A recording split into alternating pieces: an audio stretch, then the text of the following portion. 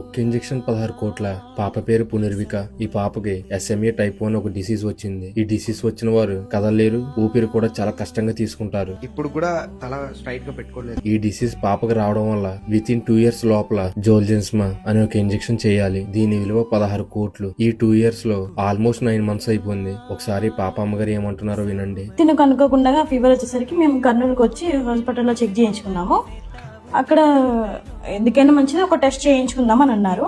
ఆ టెస్ట్లో SMA type 1 అని వచ్చింది. అసలు అది మాకు ఏంటిదో కూడా తెలియదు. ఇది వరకు ఎవరు కూడా వినలేదు, మా సైడ్ వాళ్ళు కూడా ఎవరు కూడా చూడలేదు, వినలేదు. కానీ ఇంకా మాకు ఏం చేయాలో కూడా అప్పుడు అర్థం కాలేదు. మేము రైన్బో హాస్పిటల్కి వెళ్ళాము హైదరాబాద్కి. అక్కడ పాపకి మేము మెడిసిన్ తీసుకుంటున్నాము ప్రజెంట్. కానీ పాపకి ఒకటే ఒక ఇంజెక్షన్ ఉందంట. ఆ ఇంజెక్షన్ ఖర్చు వచ్చేసి 16 crores అని చెప్పారు. ఇంకా దానికి మేము షాక్ అయిపోయాము. అసలు అంత అమౌంట్ అంటే మా దగ్గర అసలు కూడా లేదు. కానీ మా ఆయన సెలూన్ షాప్లో పనిచేస్తారు సార్. మాకు రోజువారీ ఖర్చులకి పాపకి ఇదే సరిపోతుంది. ఇంకా మేము జీర్ణించుకోలేకపోతున్నాం సార్. మా పాపను చూసి మాకు ఎలాగైనా ఎవరైనా కానీ ప్రభుత్వం తరపునైనా హెల్ప్ చేయాలని కోరుకుంటున్నాం సార్.